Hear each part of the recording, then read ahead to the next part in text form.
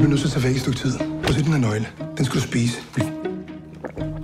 Nogle gange så skal du materiale færdig først. Inde på banegården, der er der en taske. Den taske, den henter du og graver ned i skoven op ved mors hus. Man er godt begravet et andet sted.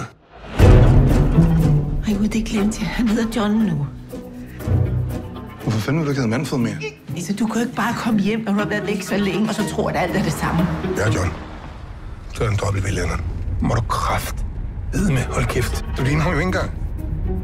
Du har ikke engang de rette briller på. Det er vi har sparet op til. Stop det nu. Manfred, nu fortæller du, hvor den... Er den okay?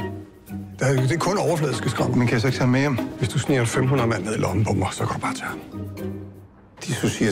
Dissociativ identitetsforstyrrelse.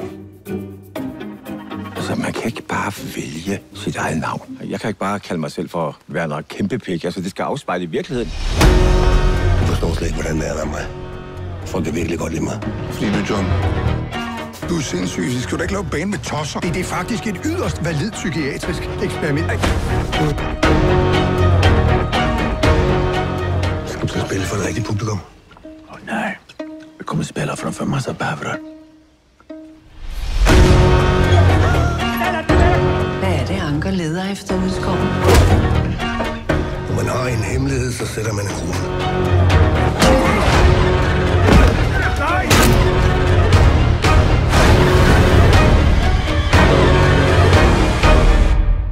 Lothar, svara mig ärligt nu.